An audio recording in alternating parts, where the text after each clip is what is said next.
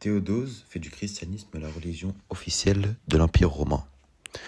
Donc Théodose Ier, appelé aussi le Grand, fut empereur romain de 379 à 395.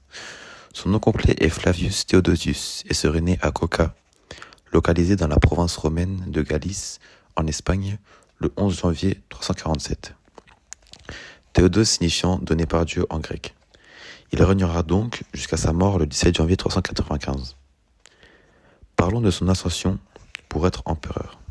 En 378, l'Empire romain d'Orient subit une lourde défaite à la bataille d'Andrinople. L'empereur de l'époque, qui est donc Valence, y est tué, laissant l'Empire oriental sans chef. À ce moment-là, Théodose est général romain. Donc l'empereur d'Occident, Gratien, choisit Théodose pour succéder à Valence le 19 janvier 379. On peut donc se poser comme question problématisée: comment Théodose a fait du christianisme la religion officielle de l'Empire romain? Donc tout d'abord, Théodose a joué un rôle fondamental dans l'histoire du christianisme, en faisant de cette religion la religion officielle de l'Empire romain à la fin du IVe siècle, plus précisément le 8 novembre 392. On peut parler du contexte religieux avant Théodose. Donc depuis des siècles, les Romains pratiquaient le polythéisme, c'est-à-dire le culte des dieux traditionnels comme Jupiter, Mars ou Vénus. Ils pratiquaient aussi le culte impérial, donc l'adoration symbolique de l'empereur comme figure divine. Le christianisme naît au 1er siècle en Palestine, où il se répandra rapidement dans tout l'Empire romain.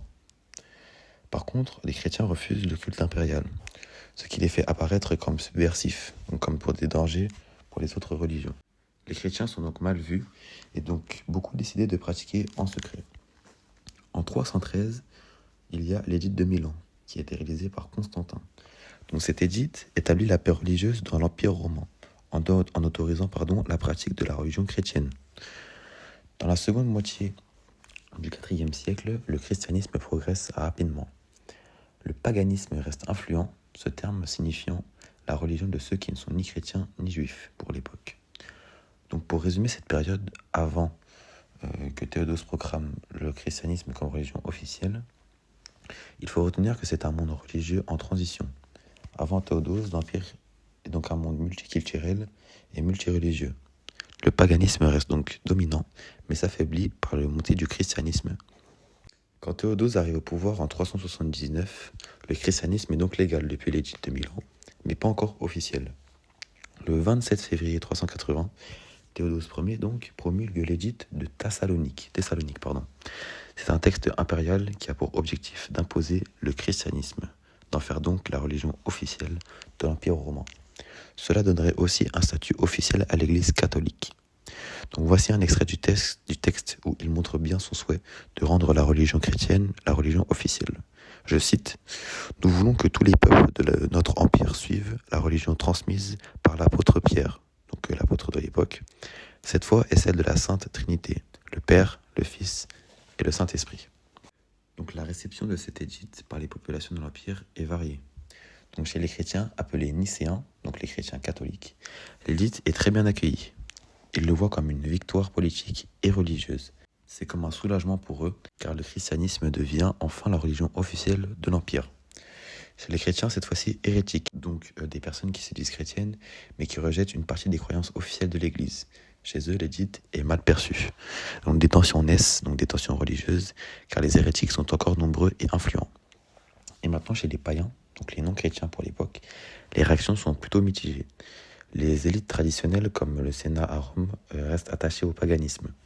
Il reste encore beaucoup de temples, notamment dans les provinces et les campagnes, mais l'édit marque donc une mise à l'écart progressive.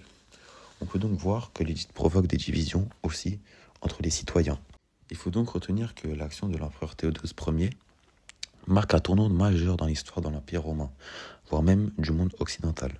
En promulguant cet édit, il ne se contente pas seulement de favoriser le christianisme, il en fait la religion officielle au détriment donc des autres croyances. Par cette décision, donc, l'unité de l'Empire passe désormais par l'unité religieuse fondée sur la foi chrétienne.